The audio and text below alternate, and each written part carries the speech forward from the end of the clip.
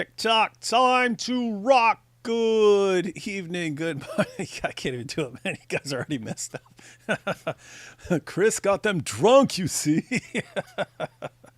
It ruined everything, ruined everything. Hey guys, how's it going?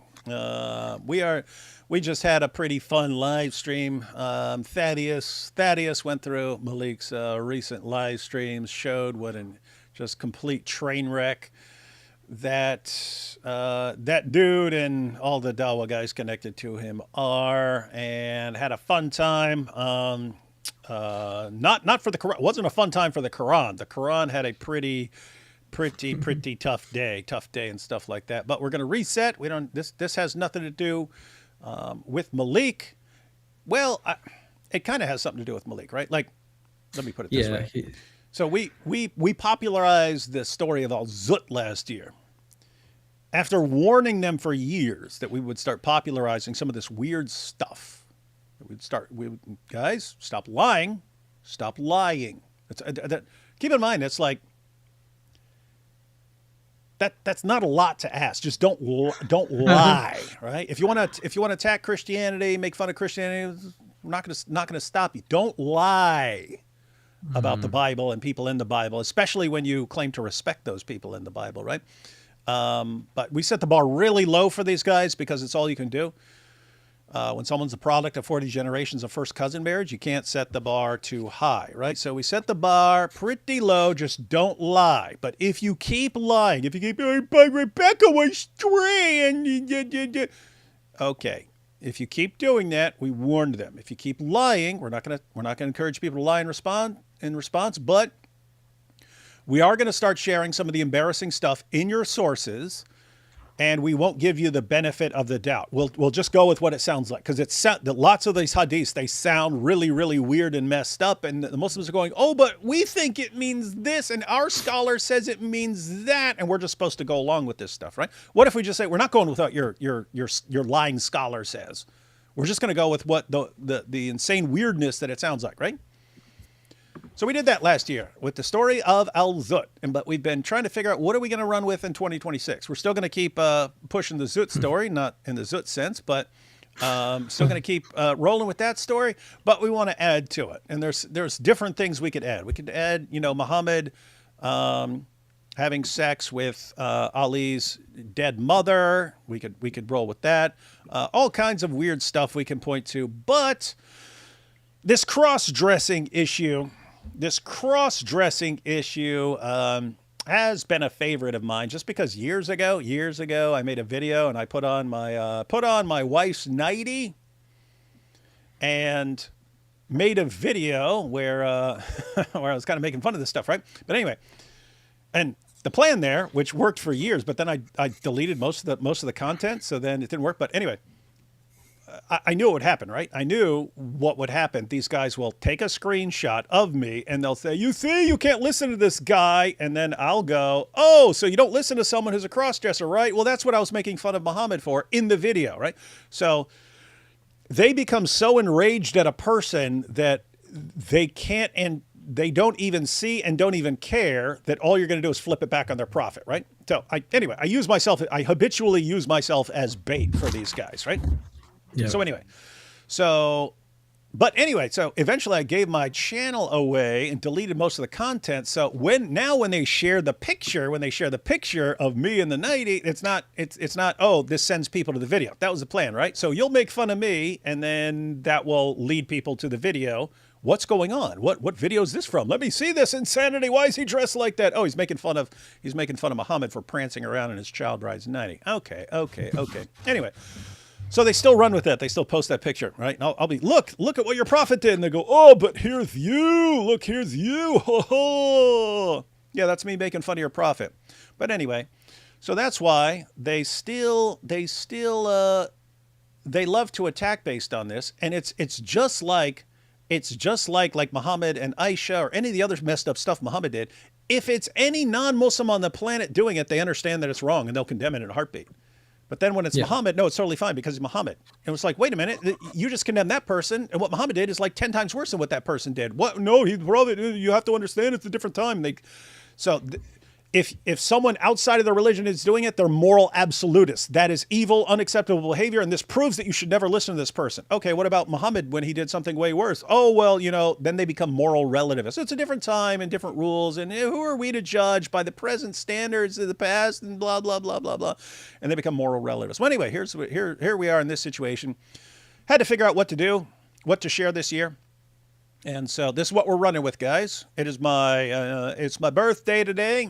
The big 50. I'm officially half a century old now. Born in 1976. To this day, in 1976. And all I want for my birthday is for everyone to start sharing this story like we ran with the story of Al Zut last year. And we're gonna have some time in here. Jai's gonna take us through some of the sources. I'll probably start eating a piece of cake here at some point and just watch.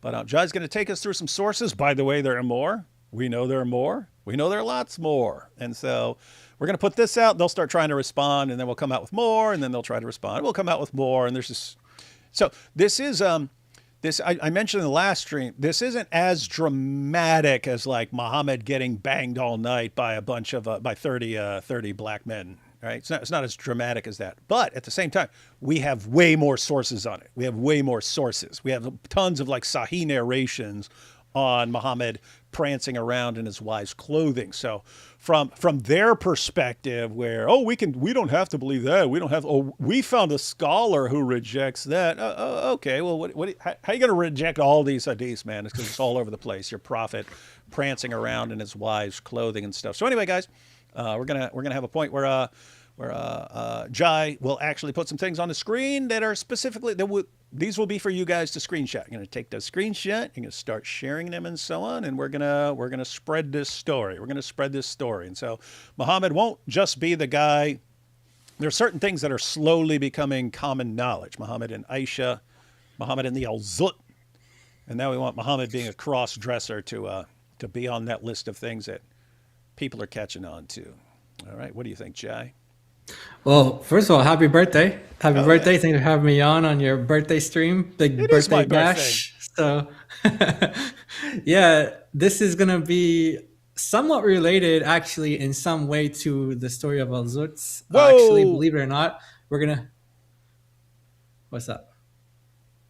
I didn't know that was real. I'm starting to think it's real. I thought someone just posted We'll go through the super chat just so I can get to the super chat here in a second. Go ahead. I'll get back to it. Okay. Something happened. Okay. All right. So I think we can make some sort of correlation between the two stories. But yeah, just like how everyone, we all learned about Al Zut and everyone's saying Zut in different ways. There's another Arabic word that we're going to be learning today, and it's something that we hope that you guys will, take screenshots of and ask some Muslims to do some explaining for what Muhammad was doing in this. Oh yeah, that is cool. People will be learning a little Arabic, and it's super easy word to learn, and you will be. And so we're giving you the initial response, right? We know what they're going to say when you bring up Muhammad as a cross-dresser. And when they say that, we're already you're going to learn an Arabic word that is going to help you destroy their first response. Yep. And so these are going to be some fun times. Okay, so hey, this is actually, I had not thought of this at all, did not, but someone just dropped a super chat on it. Let's get down to it real quick. Happy birthday, Dr. Sagara! What do you think? What do you do to look so young for someone half a century old? I wasn't even thinking about that. I was like, yeah, I do look, I don't look 50. I think of 50 as like some old geezer.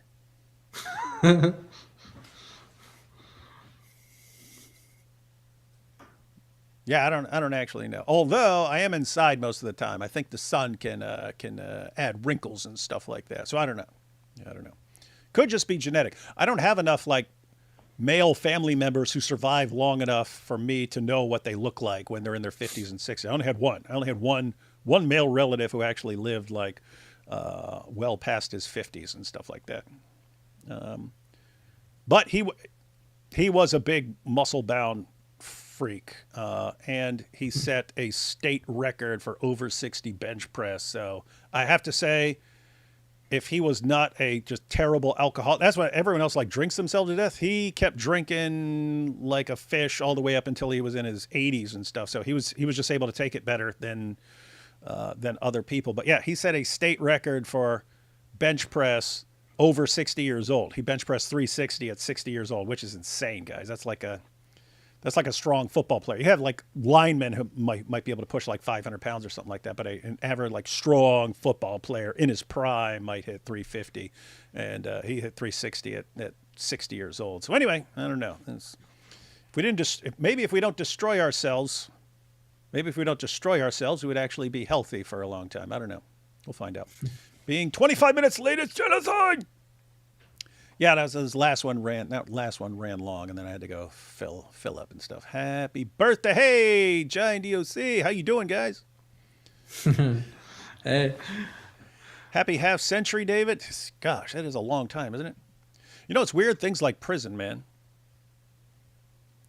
Like I did a 10-year sentence in prison, but the way the old law was, you serve a little over 5 years. But it's like, that has such an impact on your thinking that certain things that become ingrained in you they're like still just completely part of my thinking, even though I've been out for over half my life. I got out when I was 24 years old. I'm 50 now. So like you took my entire life up until I got out of prison, and I've lived longer than that entire total since then. And it's still like wired into you, man. I didn't know today is Mike Winger's birthday. Happy birthday. Ha, ha, ha. Hey, it's Sheikh Uthman marriage counseling. Oh, nice. Classic. Then we have Happy Half Century D Wood. You don't look a day older than 49. Joke. Just kidding. Jokes are you are aging like wine. You may need to cover up so as not to tempt the Dawa boys. Yeah, that's why I have to keep a beard, guys. I'll think I'm some young guy, and they'll get turned on. Topical. Given the news about Secretary Noam's husband.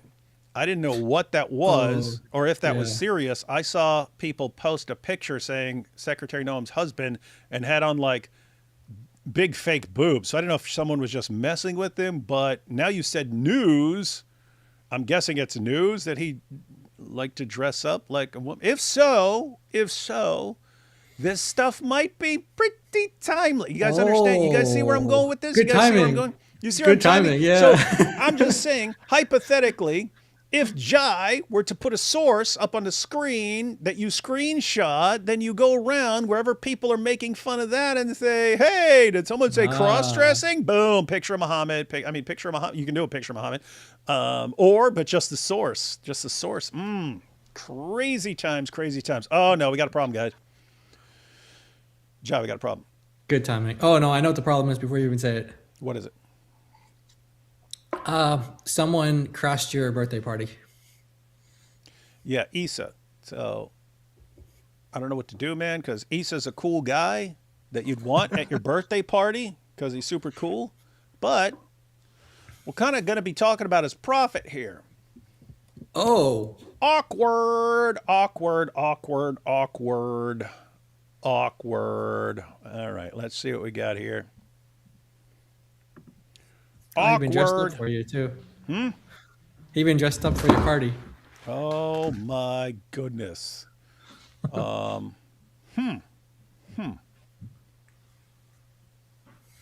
Interesting. All right, let's do this last couple. I thought that was the last one, but there were a couple other super chats. And happy birthday from one Generation Xer to the other. Stay frosty, brother. Yeah. People think it's all downhill from 50. Wrong. Now I'm warmed up. The first 50 was just getting warmed up. Now, time to dial it up. Happy birthday. Thank you. Happy birthday, David. God bless. Thank you. David, you're 5-0 now. Oh no, 5-0. I thought of that when I was like, hey, I'm 50. Wait a minute. That sounds too much like 5-0, man. That's cops. That's what I was just talking about, right? Like stuff gets wired into your head. It's like police, like even to this day, I see cops, right? Like it's wired into your brain, like they're the enemies and stuff, and they're not. They got a job to like go around protecting people and stuff. Anyway, weird times, man. And then we have hype. Well, the hippo, hype the hippo. Thank you. All right, Jai. Hey, Issa, how you doing, man? I'm always glad to see you, brothers. Good to see you. I think Issa is kind of undercover, and he comes around, just jumps up in our live streams just because he knows we dial things down a little bit. We dial things down because you get the nasty Dawa guys talking trash, talking about people, talking about people's wives, threatening people, and then it makes us more aggressive. And then Issa comes and he just has this calming effect. Like he's like a walking Om.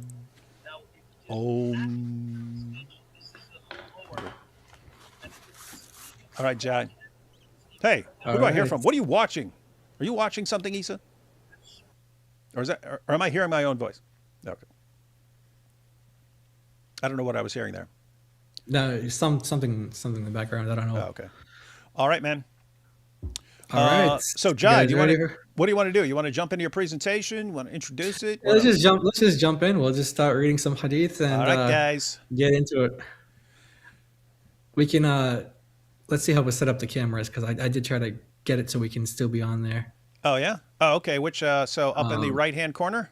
Yeah, so I was thinking like this is one of the things I said I have to learn, guys, is some of these settings where I try and then it always takes me forever. So matter of fact, let me just see if I can zoom in a little bit more. Okay. Actually. Show picture in picture.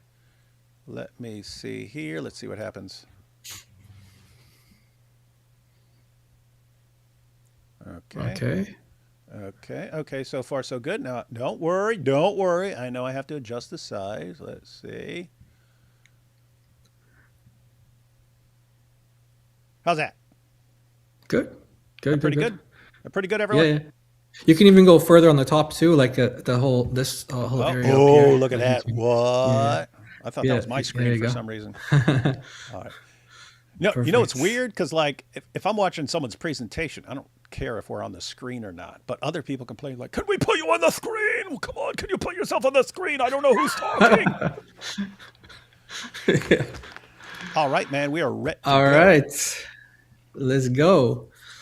All right, guys. So what I decided to do with how I wanted to kind of set this up was I wanted to show this story across 1, 2, 3 different narrations, but they translate the same exact word differently on different hadith for some reason. So maybe they're not using the same translator, maybe they are, and they are doing this in like batches of like, okay, go through this hadith collection, then go through this hadith collection, and maybe they don't remember how they translated over there, or who knows what the reasoning is. But the end result is that they've translated it in different ways in these different translations on Sunnah.com.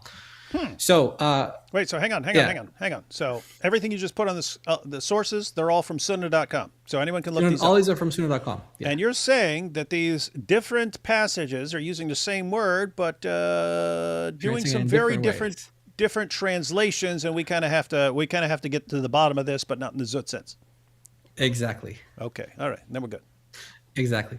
So why don't we just start with reading this version of it, and then in the next ones we can just read the specific part that we're kind of trying to laser focus in on.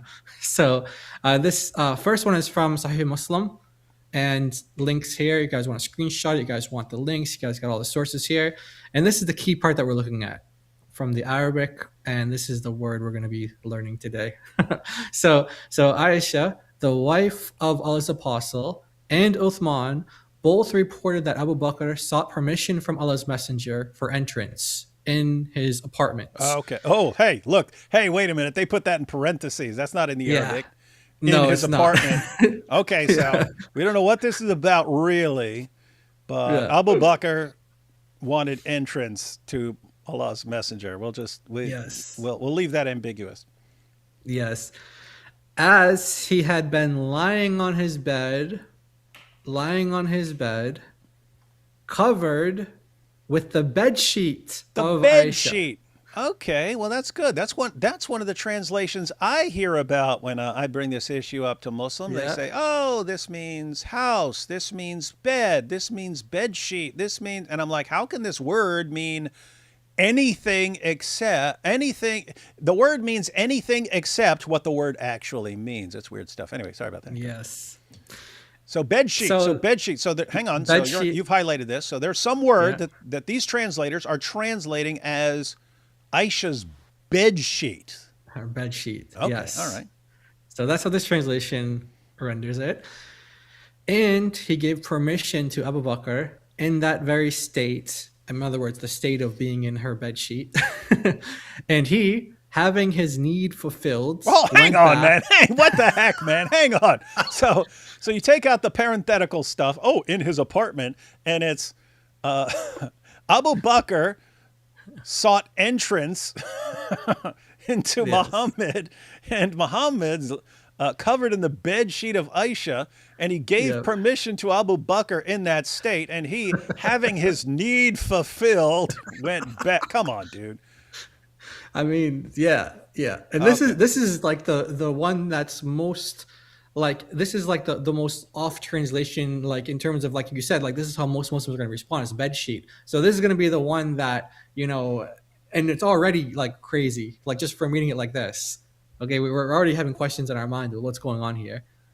What needs is he having fulfilled in Muhammad's bedroom when he's wearing Aisha's bed sheet? Like if that's even accurate translation, like what are we doing here? Mhm. So, all right, having his need fulfilled and went back. Okay, then Omar sought permission, and it was given to him in that very So he got state. permission to do Af- the same thing. yep. Okay. Now, so the Omar comes in now. He gets permission, and then after having his need fulfilled, So he gets he his went need back. fulfilled. All right. Okay. All right. So All right. both of these men getting their needs fulfilled from Muhammad when he's in his bed and Aisha's bed sheet, we'll say. Okay. Uh-huh. And Uthman reported, then I sought permission from him. Sorry. Then I sought permission from him, and he got up and rayed to Aisha. Okay. I think that's said to Aisha, right? Yeah, it should be said, but there's a Yeah, no, typo. typo. They made a typo. Yeah, yeah. Plenty Yeah, of typo typos here. on Sunnah.com, everyone. So this is if you guys go to sunnah.com, you're gonna see lots of examples like this where there's having typos either whatever. So yeah, Raid said to Aisha, wrap yourself well with your cloth. So she's telling her like, wrap yourself with your clothes, right? Then I got my need fulfilled and came back. Okay, so three of the four rightly guided caliphs all got their need fulfilled by Yes. entering Muhammad while he was in Aisha's bed sheet, according to this translation. Okay, bed sheet. Exactly. Yeah, the bed sheet. Yeah, right. The bed sheet. So then I got my need fulfilled and came back. And Aisha said, Allah's Messenger, why is it that I did not see you feeling any anxiety in case of dressing properly in the presence of Abu Bakr and Omar, as you showed in the case of Uthman? So Abu Bakr came in, Omar came in. He apparently didn't really, care how he was dressed, Uh-huh. but something about Uthman, he switched it up. Yeah, but Thereupon, look what it says. It's like when Uthman is coming in, then he tells Aisha, he says, wrap yourself with your cloth. exactly. And she's saying, hey, why weren't you worried about what you were wearing with Abu Bakr and Umar, but then you were worried about Uthman? Well, all he said was, Aisha, you wrap yourself up with your cloth here. Anyway, I don't know what's going on here, man. Yeah, so if you kind of like start, okay, the bed sheet of Aisha, and then he's saying wrap yourself with your cloth. It's like what? So something that clearly belongs to her that she needs to be wrapped up in, but Muhammad is wearing it, whatever it is, the bed sheet, whatever it is. Thereupon Allah's Messenger said, "Verily, Uthman is a person who is very modest." Yeah. Yeah, he's very modest. Super and modest. and I was afraid that if I permitted him to enter in this very state, that he would not inform me of his need. Yeah, he won't come if he'll come in here and he'll be like, I don't wanna show you what I need, man. I don't Yeah. want to fulfill my need now. Yeah. So this word mertz.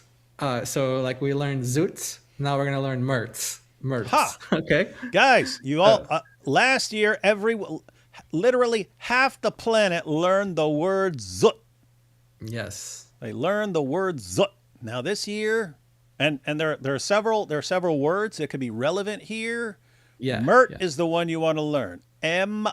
M-I-R-T. Mert, like dirt, M-I-R-T. but with a D. Mert, mert, Or mert, skirt. mert, You could say mert, or mert. skirt. Rhymes with skirt. Rhymes with skirt. Rhymes with skirt because it's kind of a skirt. Hey, look at this. Someone asked, David Kazashi said, "Are they running trains on it?" We're gonna find out. Well, don't worry, we're gonna find out, man. And then other people are drawing. Guys, don't draw assumptions. Look at this. Muhammad got around. Hey, no assumptions here, guys. We're gonna get to the bottom of this. Not in the zut sense, but we're gonna get to the bottom of this. All right. All right. What do you? Yep. All right. So then this is the one that's hang on. This is. Oh, This yeah. must be torture for Isa.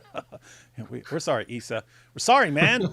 This was planned before you injected yourself into this live stream, man. So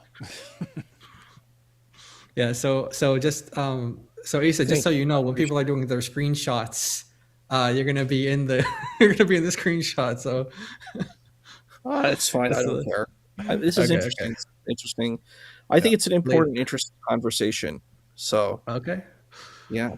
That it is. Oh, it's about to get That it more is. interesting, buddy. Yes. All right. So okay. So this one here. Okay. I let can me trick just us. move this down. Oh, okay. No, Okay, that's you okay. I move can it. just All move right. that down. All right. That's Yeah. good. That's good. I didn't know you had that technological capability so quickly. All right. The arrows just they're pretend they're pointing in the right thing. but yeah. So actually, yeah, they're not that off actually. All right. So this is now Musnad Ahmed, and this is how they translate it. So again, we don't have to read through the whole story. Now, hang on. This is the But- same story. Same story, but you have all of these campaigns of Muhammad, Uthman, Abu Bakr. I'd prefer at least quickly reading the story, just because. sure. We Yeah, want, yeah, we of want, we want course. everyone to be familiar with all of this. All of this Oh, yeah, stuff. We want them to definitely. know these sources, like Okay, Abu Bakr perfect. and Umar and Uthman knew Muhammad. All right. So Aisha, the wife of the Prophet, and Uthman narrated that Abu Bakr asked for permission to enter upon the Messenger of Allah. Now check this out. This is another detail actually, so it is good we read this. While he was lying down on his bed, but actually I should say different detail, different translations. You get kind of more of a flavor of what's going on here. Yeah. Wearing the cover. Wearing. Now it's wearing the cover. Yeah, So look before it up was here it was with the bedsheet of Aisha. as he had been lying on his bed, covered with the bed sheet of Aisha. So Aisha's his No, wife, and this- he's just laying under her bed sheet. Okay. Yeah. This one says he was lying down on his bed wearing the cover. So he's covered in the bed sheet. If you said someone was covered in a bed sheet, that just means you've got a bed sheet over you. But this says he's wearing the cover of Aisha. So not even bed sheet, wearing the cover of Aisha. So I'm guessing that must mean Exactly. covers, like, want to climb under the covers or something like that. Must be something like that. Sorry about that. Mostly so like Totally that, right? innocent. Totally innocent. Mhm. So he gave permission to Abu Bakr to enter, in parentheses, Yeah. when he was like that. In other words, he was like in the cover of Aisha. Yeah. And he fulfilled his need and went away. So Abu Bakr came, Muhammad is in the cover of Aisha, according to this, how this translation here, the cover of Aisha. He fulfilled his need and then he went away. Omar asked for permission to enter, and he gave him permission. So he gave him permission again. Come on in. Everyone has Whatever he said. permission to enter Muhammad. Yeah. Okay. Yeah, when he was like that, and he fulfilled his need, then went away. Okay. So he came by, fulfilled his need as well, and went away. I'll go Now- speed read this. You want me to speed read go this ahead. real quick? Yeah, go. Yeah. Then asked permission to enter, and he set up and said to Aisha, "Cover yourself properly." I fulfilled my need, then I went away. Aisha said, "O Messenger of Allah, why did I not see you stirring for Abu Bakr and Umar as you did for Uthman. The Messenger of Allah said, Uthman is a shy man, and so modest, and the other he was a shy man, shy like Muhammad, not like Allah. And I was afraid that if I gave him permission to enter when I was in that state, he would not tell me of his need. Allah said, some people said the Messenger of Allah said to Aisha, should I not feel shy before a man before whom the angels feel shy? Sa'id bin al-As narrated that Uthman and Aisha narrated that Abu Bakr asked for permission to enter upon the Messenger of Allah when he was lying down on his bed wearing the cover of Aisha. And he narrated a hadith similar to that of Ukail. So, wearing the cover. Yep, I don't see what a problem is here, man. You can... Okay. It's kind of weird. We wouldn't normally say that wearing a cover if I was just like sitting in bed, covered up by a bed sheet. I wouldn't say I'm wearing the cover. You'd say like I'm under the bed sheet or under the cover. I don't know, man. I don't know what's going on. Yeah. And so this again, we just wanted to highlight the Arabic again, identical to the last one. The Arabic is identical, but the translations are not. Wearing the mirts of Aisha. So now we're gonna go to. This is a different hadith collection. It's also on Sunnah.com though. It's called. Yo, 1 second. Oh wait. Oh, we get it. Oh yeah. So there's that, and also I wanted to tell everyone. So guys, just focus on checking the material here. I said we're going to have some time for some screenshots. When it's time for screenshots, I'll take us off the screen. If we need to adjust anything, we'll adjust anything and stuff like that. We'll get everything ready for your screenshots that you can then share everywhere. Okay. So we'll just pretend that all right. So this is another hadith collection, but it's compiled by al-Bukhari. Okay, so everyone's familiar with the Sahih of al-Bukhari, and this is another hadith collection by al-Bukhari called Al-Adab al-Mufrad, which is like the characteristics of Muhammad, or like the moral character of Muhammad, like his virtues and things like that. So this is another hadith collection by Bukhari, and we saw from the other ones that it's authentic, it's Sahih, authentic, and this is in Sahih Muslim. This is from a hadith grading website. I put the Arabic and then the English just so people can see. It's all authentic. And anyway, so check this one out now. Now this one, we're getting another flavor of what this word possibly means through the translation here. Mm-hmm. So do you want to go through this one? You want to go through this one? All right. Oh, so also you notice another detail as well. There's another detail here as well. But yeah, you'll see it. All right, guys. So this one, it's telling the same story, but different source and different translator. So you start getting, Arabic's such a rich language. Sometimes it takes you multiple translations to start getting an idea of what's really going on. But anyway, so Sa'id ibn al-As reported that Uthman and Aisha told him that Abu Bakr asked for permission to come into the Messenger of Allah, may Allah bless him and grant him peace, while he was lying on Aisha's bed wearing Aisha's woolen shirt. Now that's weird because we saw that he's just covered in her bed sheet, and then he's wearing something. And here you have wearing again, but now it's wearing Aisha's woolen shirt. It's wearing her garment. That's weird. They're all translating the same story and giving some very different translations. Maybe we'll be able to figure that out. He gave Abu Bakr permission to enter while he was like that. He gave him what he needed, I bet. And then Abu Bakr left. Then Umar, may Allah be pleased with him, asked for permission to come in, and he gave him permission to come in while he was like that. He gave him what he needed, I bet. And then Umar left. Uthman said, then I asked for permission to come in, and he sat up and told Aisha, take your garment. Yes. Now, wait a minute. I said that in that other one, it was kind of odd. Odd. Is this the one? Oh, yeah. So, was it the first one, or is it? No, it was the second one. The bed sheet one. Okay, yeah. Yeah. So here, guys. So notice that middle paragraph, right? So, so Abu Bakr comes in. Cover yourself properly. Yeah. Yeah. So Abu Bakr comes in. Umar comes in. Then Uthman's coming in. And Muhammad says, Aisha, cover yourself properly. Now, wait a minute. She asked, or Uthman said, yeah, Uthman, yeah. yeah.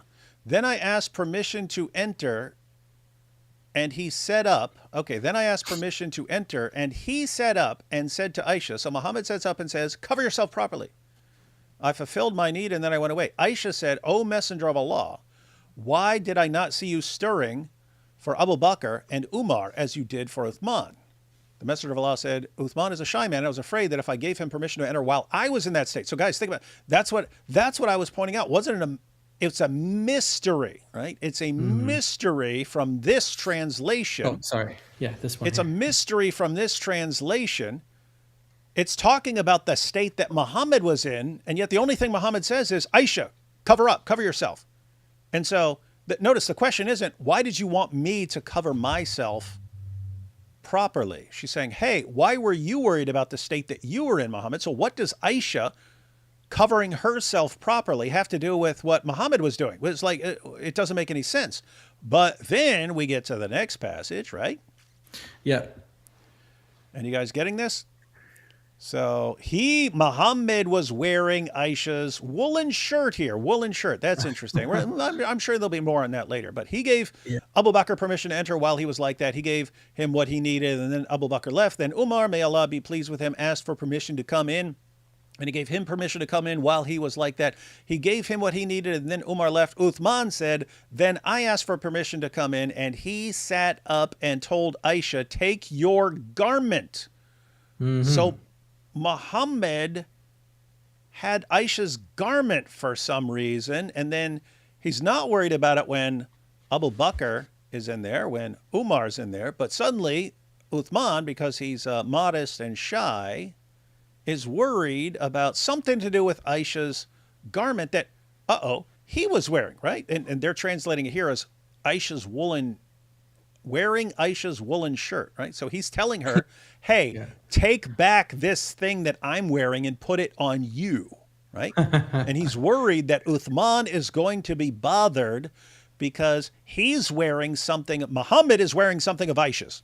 Muhammad is wearing something of Aisha's, and he feels comfortable with Umar seeing it and with Abu Bakr seeing it. They must have been comfortable and known something that Uthman doesn't know. And yeah, then, I'm sure Ibn Masud would have been comfortable seeing it too. Ibn Masud and the men of Al-Zud all would have been comfortable seeing this. Dihi al-Kalbi, they all would have been comfortable seeing this, but not Uthman. Uthman's like, hey, what are you doing there? So anyway, so he gave him what he needed, and then Umar left. Then Uthman said, then I asked for permission to come in, and he sat up and told Aisha, take your garment. I told him what I needed, and then I left. Aisha asked, Messenger of Allah, why did I see that you did not do for Abu Bakr and Umar what you did for Uthman? The Messenger of Allah, may Allah bless him and grant him peace, said, Uthman is a modest man, and I feared that if I gave him permission to come in while I was in that state, he would not tell me what he needed. What state? Wearing Aisha's woolen shirt. Woolen shirt. So wearing something of Aisha's. And so, and Jai, am I correct? Because you have it up on the screen. Am I correct in understanding that this is that bed sheet and cover and woolen shirt are all translating the same word? Yes, right here. These are the same exact word. Isn't that interesting? I'm hoping you'll get to what this word actually means in Arabic so that maybe we have a better understanding of what's going on in this passage here. Yeah. So that's the Mirt, M-I-R-T. You guys, this is the word right here of Aisha.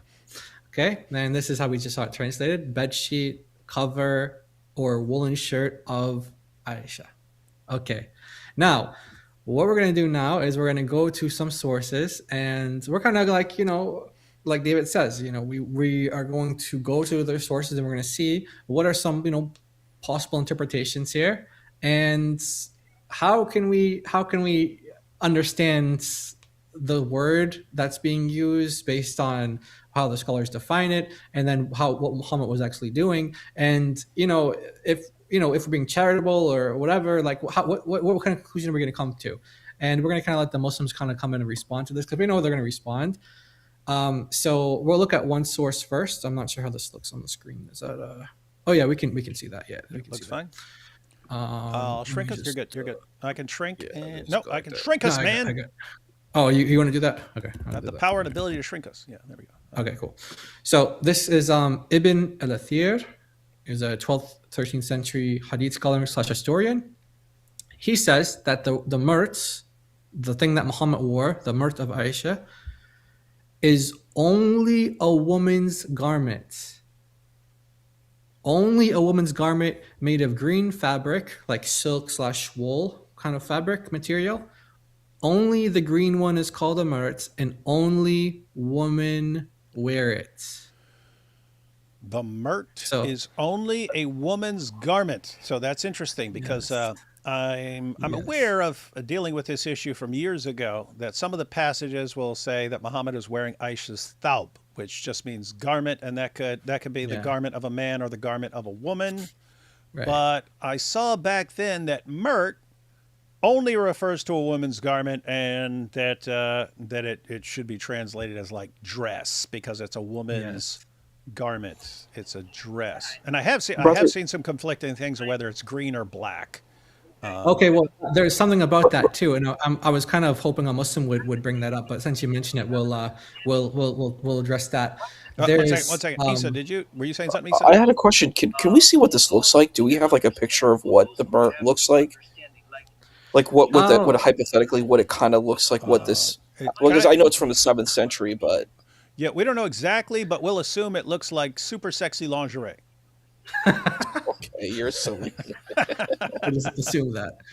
Um, Hey, we do actually have, interestingly. So Jai had a source, and I looked up the woman who's passed away since then, but she was the world's leading scholarly authority on ancient Arab dress, okay. attire, and so on. And she actually says a little bit about some of these words and stuff like that. Anyway, yeah, but we'll see what she All says here right. in a bit. Yeah. So this is again, if you guys want to screenshot this, actually, you guys have it set up right now where you can just, if you want to like crop us out, you can do that. Yeah. Whatever. But we Or will, just take the we whole will, thing. we Yeah. will, we will at the end. We will at the end. I'll take us off the screen, and then you can just Okay. kind of like scroll through them, and we'll just tell people to screenshot whatever they want to Okay. screenshot. Cool. Okay. So this is Ibn al-Athir, and then there's another one, another source here, basically saying the same exact thing. Um, Another bin Shumel said that the murt is only a woman's garment, and it is made of green fabric, silk and wool, identical to what the other one was saying. And it is not called a murt unless it is green, and it is only worn by women. Guys, do you get this here? It is Yeah, only worn by women. It's a dress, yeah, guys. It's a green dress. It's some sort of green dress. It's a yes, woman's garment. That means it's not some neutral thing that a man or a woman can wear or something like that. It's only yeah, worn by women.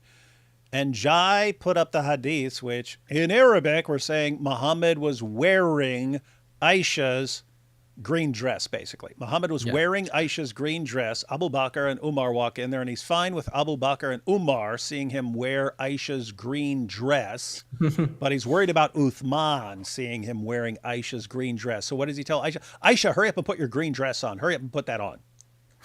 So that Uthman doesn't see this stuff because he's shy. He's modest.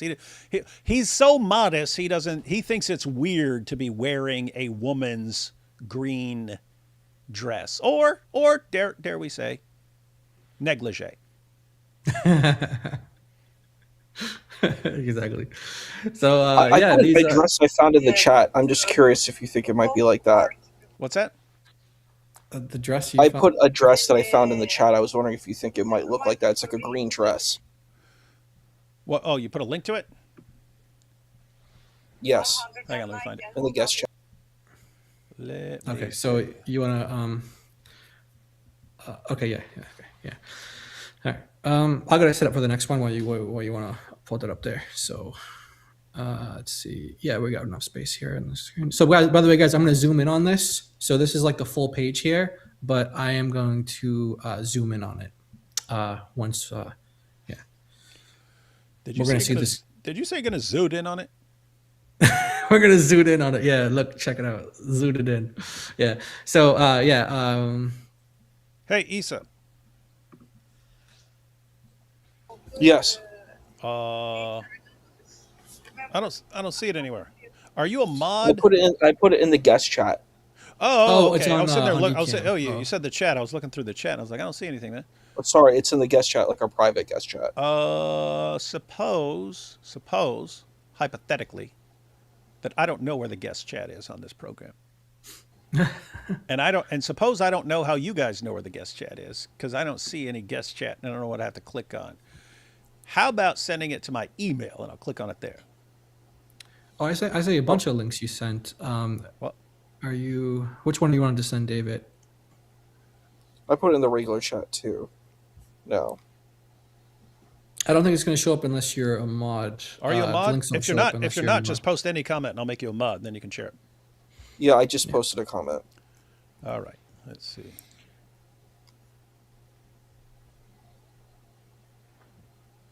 So yeah, guys. Word of the day is Mertz. Word of the day is Mertz. Mert. Rhymes with skirts. Rhymes with skirts. Mert rhymes with skirts. And I see nothing from yeah. you, Issa. Yeah, I didn't see it in the Really? chat either. Yeah, I didn't. You didn't get yourself banned, did you? I don't think so. Everybody can see me, I think. Oh, I can see you I- now. Yeah, I can see you now. You just said thank you to Jack Ray. Oh, there, right? there it is. Okay. No, you're green. Doesn't that mean you're a moderator? No, he's a member, a channel member. Okay. Oh, okay. Yeah. Add as moderator. All right. You should be able to post a link there. Yes, Yep, there we Mert, go. guys, you Okay. got yes, Walmart, Walmart. Oh, hey, that's interesting. Yeah, that might be a Mert, man. Yeah, All right. Mert, Mert's the I'll get that word. picture. Yeah, I see Mrs. Friendly ex-Muslims in the chat too. Okay. All right. So we're working on a picture here, guys. We're gonna show you guys what it potentially looks like. I don't know if this is like a joke, by the way, or if he's got like an actual like ancient drawing that or he's like just joking around. No, with it's us. a I don't picture know. of a woman in a green dress, and the idea is that yeah, I'll get Okay. that in a second. It won't let me copy the picture, so I have to screenshot it. So then I'm gonna have to crop it down and stuff like that from the whole page because Issa always makes everything as difficult as possible. But we're gonna do it anyway. Excellent. Yeah, guys. So Mert Hamid. I got pictures. I Mert got Hamid. picture too, like of like designs of several dresses, but yeah, they look kind of more feminine because there is a difference between the more feminine and like unisex type outfits. Yeah, it's a strong point because there are clothes that are specifically for women, clothes that are specifically for men, and then there's clothes that can go either way, right? It's like not specific for men or women, and so that's also the case back in ancient times as well, right? You have clothes that are for women, clothes that are for men, and then something that maybe could pass as either, like, but we're gonna see like what exactly this is. By the way, there are different answers to this that we're kind of assuming Muslims are going to say, and we're going to maybe respond in brief to some of them, but we don't want to ruin the fun, right? We want to let them come and think that they have some kind of like great response to us. So see what they got, right? We'll see what they got.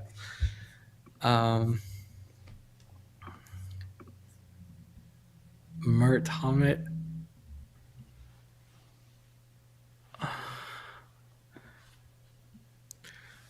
Mert Muslim skirts.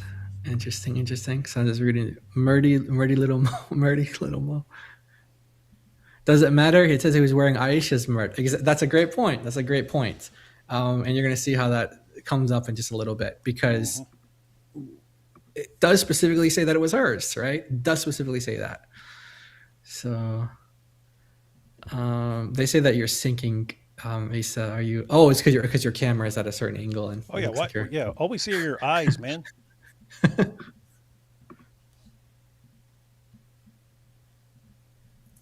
All right, I think he's happy with that. And Mert Murtaugh marriage. Murtaugh marriage. McMurdy Momo. How does Aisha's Mert fit Muhammad? Good question. So the timing could, for this could have been, unless there's like a specific detail that I'm missing, which, maybe someone could correct us on or give us some further information on to clarify. It's like possibly from ages 9 to 18, right? 9 to 18. We don't know exactly how old Aisha was at this time, unless there's some, context clues that we're missing here. But she could have been anywhere from 9 to 18 when Muhammad was in this particular instance. So, yes.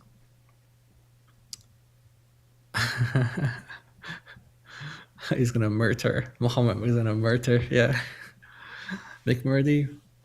Momo's petites. He had long hair.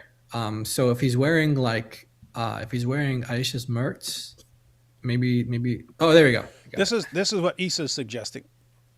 Okay. Is a green dress. Yeah. And you can see why Muhammad would fit into something like that. Super, super hot. Well, Mert suit. A Mert suit. Okay, I saw that. They're doing plays on words and stuff. That's funny. All right, so yeah, that's the one. I think you sent a couple. Is that the one you wanted to share with us, Isa?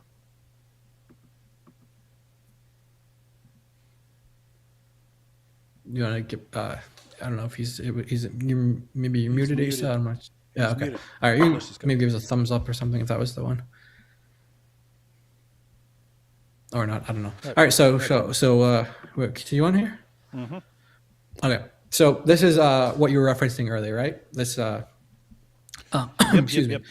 Yeah. So again, this is something that we're going to zoom in on. So I know it's like not the easiest to see right now, but we're going to zoom in on it. But I just wanted to give you guys the, this is the reference here, link, etc.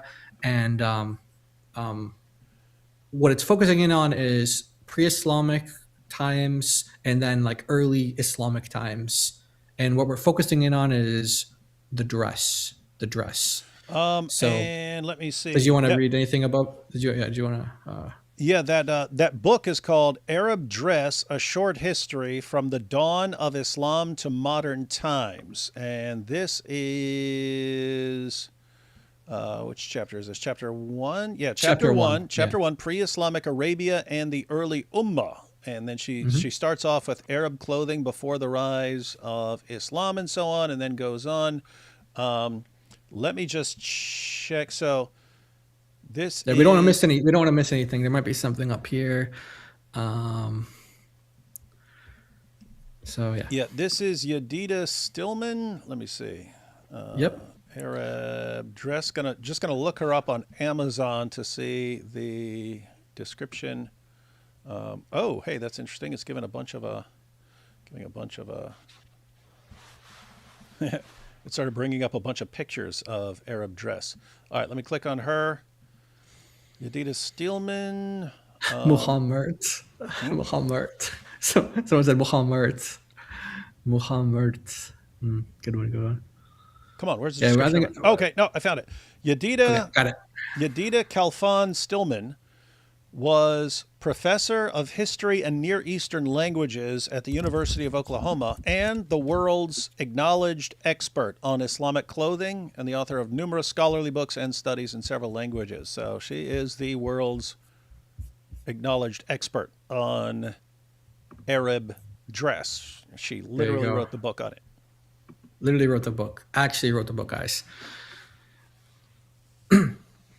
So, like kind of what we were mentioning earlier, like just like today, back then, same thing, that you have some wraps, some mantles, some like basically you have clothing at the like today, just like today, you have some that are specifically for men, some that are specifically for women, and then some that could be, unisex.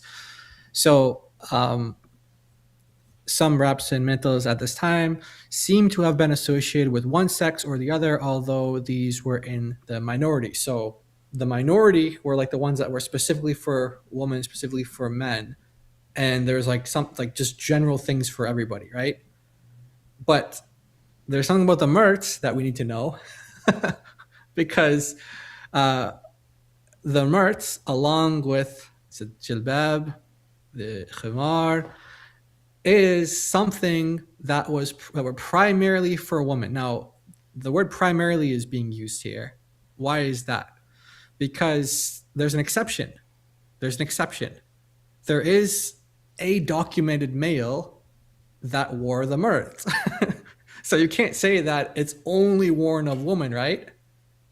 So the traditionalists, Al-Tirmidhi, Muslim, and Abu Dawud, all repeat a hadith about Muhammad wearing a black mert. Now you guys might remember earlier on the definition said that in order for something to be a mert, it must be green, and it's only for a woman, right? So he wore a black mert, and obviously Muhammad is a male, right? So he's breaking the rules. He's wearing something that's not green, and he's a male wearing it. But all other references to this garment are solely in a feminine context. Okay, that's our key right there. So, like David said, this is the world world-renowned expert on clothing in the time of Arabia. Pre-Islamic times, early Islamic times, and through history, really, that is telling us that every other context, all other references to this garment, to the merts, are solely in a feminine context. So, but in several hadiths, the Prophet, Muhammad, is specifically said to be wearing his wife Aisha's merts, which would seem to indicate that it was normally a woman's garment, which is what someone in the chat had made reference to earlier as well. Like, it specifically says that it's Aisha's. Why is that? Because this is something that's woman. It's for a woman. It's feminine. But he's the exception to the rule, which either means you could redefine the whole word, which is what some Muslim scholars have done, basing it off of this hadith. It means bed. It means blanket. It means house. It means anything except a woman's dress, which is what it actually means. Yeah, so this is the hadith here that and we're going to go back to that, but this is the hadith here that she was referring to. And this one, they didn't even translate it. They didn't even translate it here. They didn't translate it as, any of the three translations we saw above. They just transliterated it, which is just writing it out as phonetically in English, M-I-R-T. The Messenger of Allah went out during the morning wearing a mert made of black hair. Okay? So this is what the hadith that she's referring to here. So every single time, every single context where we see this mert being referred to, it's in a feminine context. And then we have a hadith saying Muhammad wore Aisha's mert, and he also had, one made of black hair as well. Authentic hadith, by the way. So what do we make of that? If the rule is that every single time it's being referenced, it's woman wearing it, and there's an exception to that, do we now redefine the entire word and say, oh, actually, it's unisex? Or do we say that Muhammad was wearing female clothing? Is that what do you think? I'm going to go with Muhammad was wearing female clothing, which means that would mean that he is a cross dresser. Yes. Hence the title of I titled it like that. He's a cross dresser. Yes. So, yeah. And so, you might think that this is a defeater to the earlier definition that we read, which is saying that it's made of black hair and it was defined as being only green. If a Muslim wants to raise that and they want to use it as an argument, there's responses to that, but we'll kind of let them make the argument, right? We don't want to, we don't want to ruin all the fun. So they want to make the argument about the colors. We can talk about the colors and how these colors are defined and how Arabs would use these colors to refer to one color or multiple colors by using one word or whatever. Because, Arabic is how they say Arabic, one word can mean a million different things. So, so maybe the word can mean black, maybe it can mean green. I don't know. We'll let the Muslims kind of make the argument. We'll see what they say. But for sure, Muhammad is the only exception to this rule. But this is not the only instance. This is not the only hadith where it's narrated that Muhammad was wearing the clothing, the female clothing of Aisha. He also, we also have another reference. We have another reference that I'm going to show you guys. Hold up, one second. Oh yeah, this is. I hate to do this to you, Issa, but it's my birthday, so I'll do whatever I want. I fixed it. Oh, that's what you were doing. Okay. So if we want to know what Muhammad would look like in Aisha's Mert, something like that. And that's assuming that this is what would normally be thought of as a Mert. Anyway, just wanted everyone to get that. All right. So get that image stuck in your head permanently. All right. And there we go. All right. Sorry about that. I have a feeling it's going to be a future thumbnail or something like that. Maybe, I don't know, maybe. All right, or someone can use it. You guys screenshot it. So check this out. So this is kind of a weird legal question that Muslims do have to deal with, but it's a question nonetheless. So they write about it.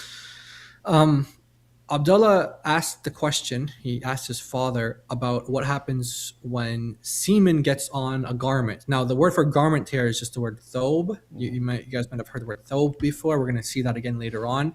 But the word thobe. What happens when you get semen on a garment or thobe? What happens? He said, and I'm sorry, this is a kind of Gross? just yeah. Okay. You wanna? All right. You want me to read this? All right. Yeah. Abdullah said, I asked my father about semen that gets on a garment. Thou. He said, if it has dried and one scrapes it off, it is not wrong. If he washes it, it is not wrong. And if he wipes it while it is still wet, it is not wrong. Masa'al Abdullah, 48. Abdullah said, my father narrated to me, Kathir bin Hisham narrated to us, Jafar, meaning Ibn Barkan, informed us, Al-Zuhri narrated to us from Urwa bin al-Zubair from Aisha, who said, Check this out, guys. Check this out. He, the Prophet, would see it on the mert of one of us. So this is Aisha saying this. So Aisha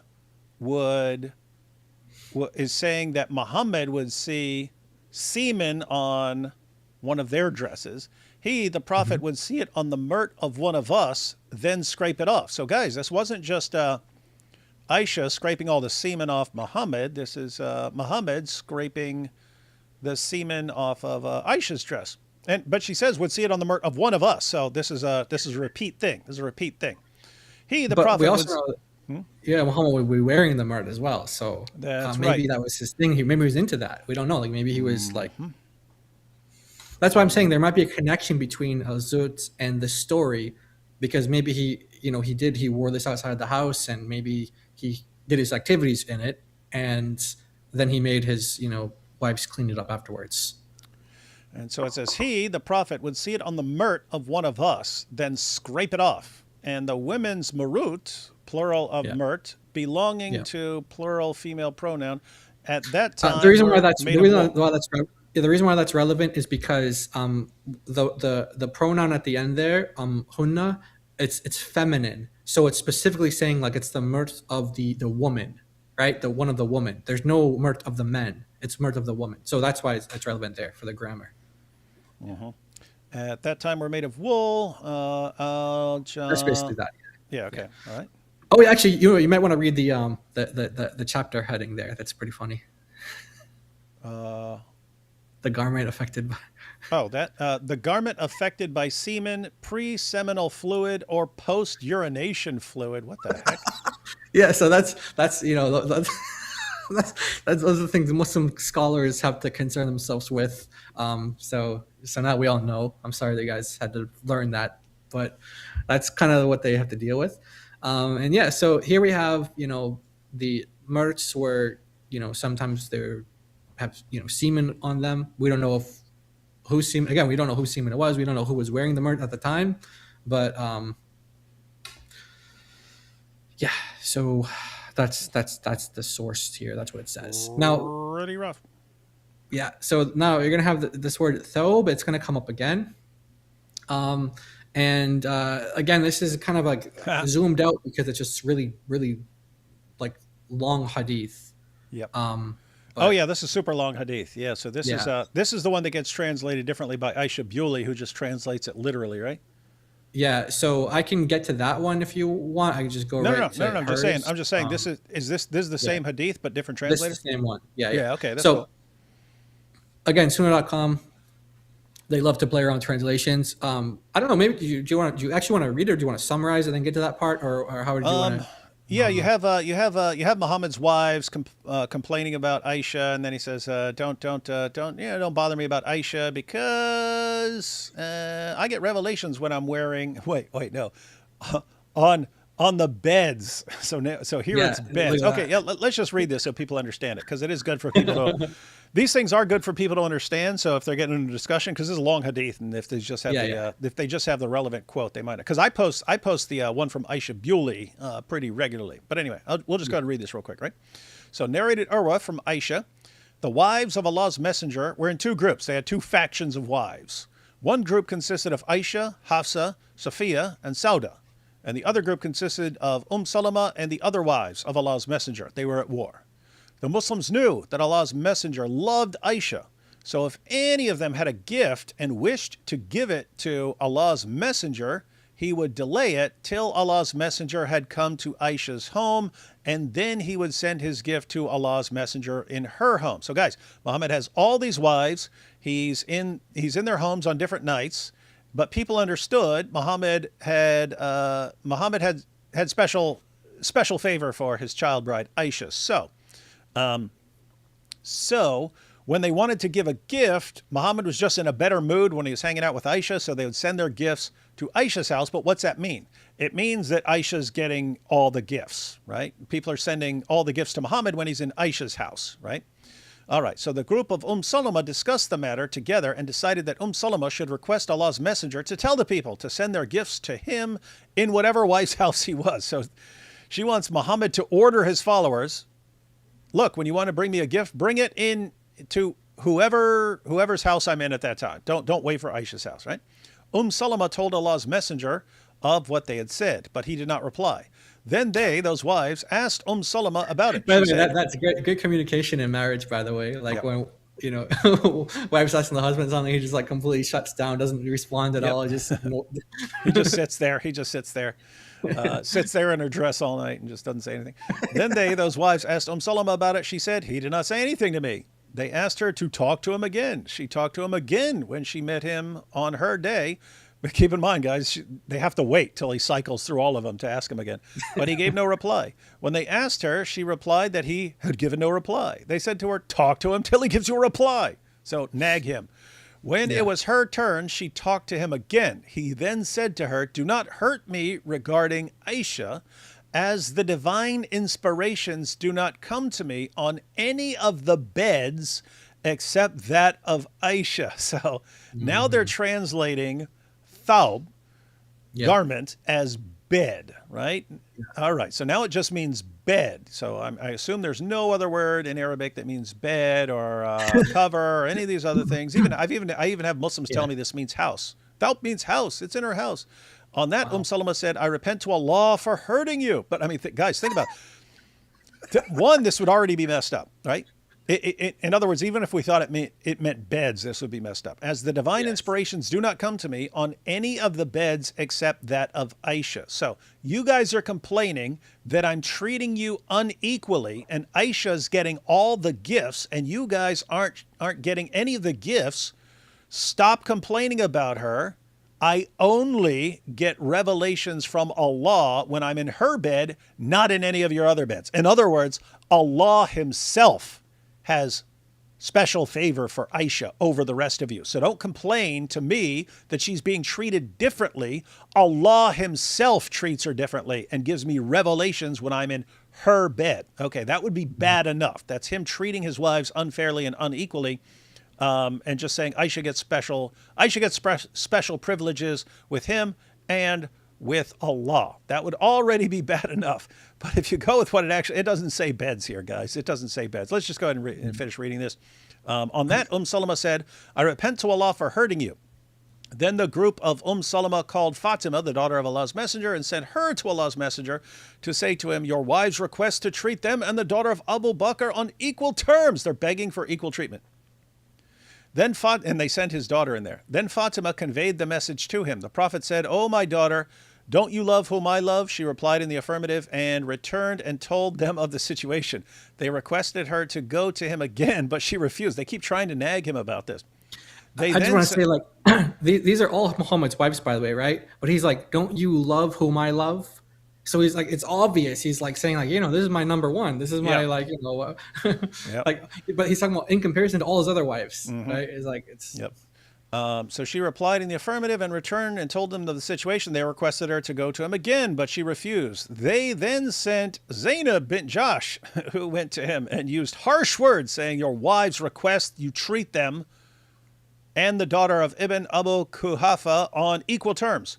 On that, she raised her voice and abused Aisha to her face, so much so that Allah's messenger looked at Aisha to see whether she would retort. Aisha started replying to Zainab till she silenced her. The Prophet Silence. then looked at Aisha and said, "She really is the daughter of Abu Bakr." yeah. Okay. Because you remember what Abu Bakr, you know, what he tells people, remember? He's got quite a mouth on him. He got quite a mouth on him, Abu Bakr. Yeah, so guys, Abu Bakr, he's talking to one of the polytheists, and he goes, "Go suck a lot's clitoris." So he says, "Go perform oral sex on your goddess." That's what he tells to one of the polytheists. So they're saying, "Yep, this the daughter of Abu Bakr. She learned from the best how to talk trash to people." They don't say what she was saying, but you can get the idea on how they responded to people. Anyway, so Muhammad doesn't have to. All of Muhammad's wives and so on are begging to get equal treatment. He refuses. And this translation says, "The divine inspirations do not come to me on the beds of on any of the beds except that of Aisha." So that would be bad enough, unless it actually means something different. Yeah. So literally, actually, what it's actually saying is, while I am in the thobe of a woman, except Aisha, and we're going to see that this is reflected in the translation here. On the right side, I just kind of included. This is from Sunnah.com. This website, I don't know if there's like a modern, like updated version of it, but No, I've got it. Find it like the way back. Oh, you have like the modern. Okay, Yeah, okay, yeah. that's She's great. her This seems- website. Yeah, her website is still up, and she still Okay. has this on her website. She has all her translations on her website. Yeah. Okay, great. Because Yeah, I can send this you the link that I have on the this link that I have on the bottom, it will bring you right to this, but like on the same page. But if there's like an updated version, we can update the link here for people. But yeah, the relevant part here is the revelation does not come to me when I am in the garment of any woman except Aisha. So not the beds, but the garment of any woman except Aisha. So, Jai. So here, Aisha Bewley, oddly enough, her name's Aisha. The revelation does not come to me when I am in the garment of any woman except Aisha. So, and we've already seen the passage about Muhammad wearing Aisha's dress. And when Muhammad's wives complained to him about unequal treatment, he says, "Wait a minute. The difference between all the rest of you and Aisha is the revelation doesn't come to me when I'm in the garment of any woman except Aisha." So one, this is talking about Muhammad putting on Aisha's dress and receiving revelations from Allah while he's wearing Aisha's dress. But what's that also mean? Something else there. It means he regularly wears his wives' dresses. Yeah. It says it right there. Hey, I've tested this. I wear all your dresses all the time. The revelation only comes to me when I'm in Aisha's dress. Allah likes it when I wear Aisha's dress. He doesn't give me any revelations when I'm wearing the rest of your dresses. So how dare you request treatment equal to Aisha when I put on your dresses all the time, and Allah never gives me revelations when I'm prancing around in your dresses. It's kind of weird. It seems kind of weird to me. Very weird. Yeah, very weird. I wanted to point something out here with the particular terminology that's used. So here's kind of a zoomed in version on that. The revelation does not come to me when I'm in the garment of any woman except Aisha. Okay. So if you go to the Bible, let me see. Yeah, we're good. If you go to the Bible and you go to the Arabic translation of the Bible, it's literally identical to what the hadith says. The garment of a woman, literally identical in the Arabic. So in Deuteronomy chapter 22, verse 5, the woman shall not wear that which pertaineth unto a man. This is like the King James version. I could use a different translation, but neither shall a man put on a woman's garment, for all that do so are an abomination unto the Lord thy God. in the Arabic, thob, thob, thob, imra'a. The same exact thing here. Thob, imra'a. The same exact, literally the same exact, identical. This is saying that this is an abomination in the Bible, but Muhammad is saying, while I'm in the thobe, or the garment of a woman, except Aisha. So I wear all their, like David was saying, I wear all their clothes, but the revelation only comes in hers when I wear hers. So I thought this would be a cool one to screenshot as well, because this is like literally, like you couldn't have planned this. This is like a modern Arabic translation of the Bible, and it's like literally the same exact. And I can guarantee they didn't have the hadith in mind when they were translating this. It's just this is how you would say woman's garment in the Arabic language. This is how you would say it. This is how you say it in Arabic. So, yeah. Pretty wild stuff. By the way, I texted you the link to her website. Okay, great. I can actually update that. Yeah, I don't know how to do a hyperlink to the actual hadith, but it's a page of that section of hadith, so it's on that page. Perfect. That's perfect. Yep, got it. So when we go back to that one here, I can actually just switch the link off, and boom. Super high tech. There we go. So yeah, so that's our presentation for today, and like David said, we're going to allow you guys, if you guys haven't been screenshotting already, if you guys wanted to go through and do the screenshots. All right, I'm going to take us off of here. Whoops. And there's a ton more, by the way. Like David was saying at the beginning, there's a ton more. Oh, yeah. Yeah, and we'll be giving you more and more and more throughout the year, guys. All right, Jai, so you want to scroll back to whatever. Yeah, we're going to go all the way to the top. All right, this is the first one here. Okay, and you just tell me like how long you want me to spend on each one, or like whatever. Probably just five seconds or so, something like that. Matter of fact, just say what you wrote, what you would recommend about some of these, because like for the when you give the three different passages, they might want to use one of those or something like that. They might want to use all three, but that's something that would take a little bit of time to explain to a Muslim. But for those who actually want to use them and sit down with their Muslim friend and show them the differences and show them the Arabic and stuff like that, you can get all these. But So this one, I would like, this was kind of just showing you guys how they translate it. Same with this one too. We're getting a little bit closer in terms of what the Arabic is actually saying there. But this is the one here, the third one that I think that you guys want. I'm just kind of moving this stuff back around here. This is the one that I think you guys would be, in terms of accepting their translation, we can go with that. Her woolen shirt. That's a good one, I guess, to go with. And then again, links on the bottom. So, and then this is, you don't really need this one. This is, the various translations here. If you want to show, like, this is how Muslim translators will translate them, or Muslim translator. Yeah, this one is one that I would use. I would accompany this one with a hadith. So if you want to use one of those three hadith in Sunnah.com translation, just do that one, then put this one right next to it, or the next one, you can put this one right next to it. Either one, they're saying the same thing. Okay, and then we'll go to so this here. You can screenshot this whole thing here, and then if you want as well to zoom in, you can. You don't need to like include zoomed in. You can just screenshot that, but you do want to include the source with it. So here's the source again.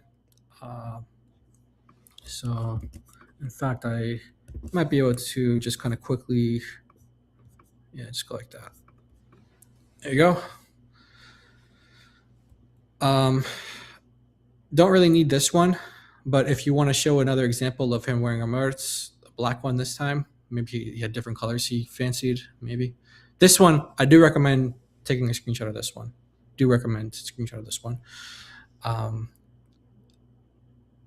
And this one here, I would go with the Aisha Bewley one for this hadith.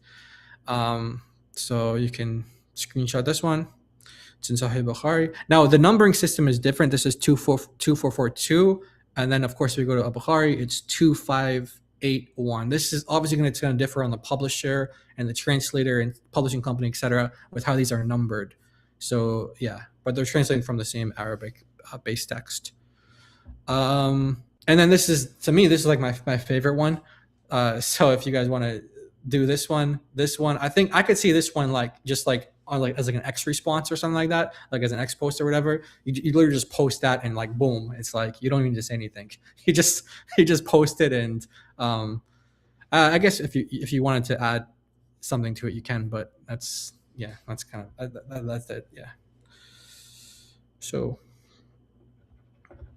all right, those are the slides for today. And there's going to be more. There's going to be more once the Muslims respond. We have a lot more sources. We have dictionaries. We have commentaries, explanations. I mean, there's a lot more to get into. We just wanted to make a condensed version. And oh, look at that. Said guys, this is kind of melting because it's been sitting here for a while. This is ice cream cake, man. It's been melting. But anyway, guys, I said all I want for my birthday is for everyone to take some of those screenshots, start sharing them. Share the link to this live stream because Jay explained everything for you. And again, we got more, but this is going to be like the El Zut of 2026. So happy birthday! If I could sing. Yeah, what? That's what what did you want to say? I was going to say if I could sing, I would sing. But yeah, you got it. Happy birthday to me. Happy birthday. Right. This thing is all kinds of melted. I'll just take a bite here. So yeah, right. guys, that is David's. That if you guys want to get him a birthday present, that's what he's requesting. You can just take screenshots and share this Happy information. birthday. Spread it like Al Zut. The big 5-0, guys, half a century. What's he laughing at, man? Every time I hear El Zut, I don't know, like a part of me dies. It's horrible. It is pretty funny. All right, guys. So now you know some of the sources, but notice just from seeing a passage, it's really clear Muhammad is wearing Aisha's dress, and that it's not talking about blanket or anything else like that. And that's their main response. That's their go-to response. And so if you just take those three passages and how they're translated differently and what the word mert actually means, that's why Jai was telling you to learn the word mert. Got a pretty solid case already. If you take the fact that Muhammad is using this to treat his wives differently, that he received revelations when he was in Aisha's garment, but not in his other wives' garments. That means he's just routinely wears his wives' garments, and he understands that it bothers some of his followers, like Uthman. And then you put even the world's leading authority on Arab garments says it was pretty clear Muhammad is wearing these wives' dresses here. So, and remember, we're talking about interpretations and how charitable we want to be. You even made a number of points of like, what are these men fulfilling their needs in Muhammad's room do? Like what's going on there too? If we were talking about interpretation and how charitable we want to be, we can even ask questions about that as well, right? So oh dang, there's a bunch of super chats over here, man. Someone said happy Mert Day. DOC thought of that one too. We sent that to David earlier as well. Someone said happy Mert Day. Smart. Good. Let's see.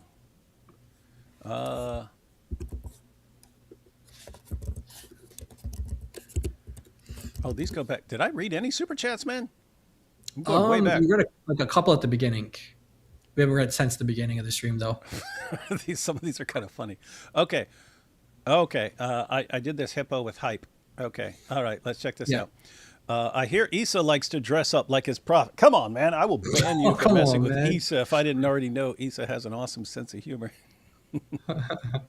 I do like wearing robes, though. I think robes are pretty awesome. But okay, I think they usually are a little bit more, they're kind of unisex, more masculine, I think. But yeah. Happy birthday, David. You're looking great for 50, brother. God bless. Well, imagine if I get all shredded up this year. I have a question. Do you still have your robe from Islamicize Me, the robe that you wore?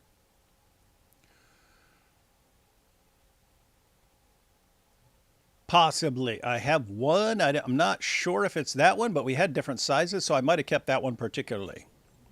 I'd have to check. I'd have to check and look at the video footage and see if it's the same one. Yeah, it was cool. I really liked your outfits. I would wear something like that. Oh, You we had like picked, a we cool picked like out cool outfits, man. We were trying to look cool, Yeah, that yeah, was pretty you cool. did look really cool. especially when we were rocking the sunglasses and we had our beards and stuff like this. Not joking, man. We You look rolled like up. Master Salafis. We rolled up on a camp of the Hebrew Israelites, and they were scared to death, man. They thought Salafis were rolling up on them, man. Classic. Oh my gosh, the Hebrew Israelites are just we have them in where I live. And I one of them I heard them like I was near it's a place called 69th Street and I was walking by and they look like kind of like I don't know what you would say like Mad they look like they come from Mad Max, you know. Yeah, yeah, yeah. They They do have gear like up like that. the That is funny. gauntlets. Yeah. They have like leather gauntlets and the guy was like he's like Jesus turned away from the white woman. I couldn't believe it. He just said it out there in the public. He's like Jesus turned away from the white woman. And then he was like he told the person that there's a person he's like brother read in verse in chapter 5 verse 3 it says Jesus turned away from the white woman and that's what they were doing and I'm like what is wrong with these people? It was so weird. It was like I was in another. I felt like I was in like some dystopic future, you know. Hey, But that was what they were doing. They were sitting there, you know. hey, you should have a channel called Issa Reacts where you just watch videos of these guys and and add your commentary. This guy looks like Mad Max, man. Hey, you know how there was like they're like always like assigning like nationality, ethnicity to people, and they're probably called Isa, they're probably called like an Edomite or something like that. But you actually say, no, I'm a descendant of Alzut, and then teach them like a new one. Oh yeah. Hey, teach them to say that.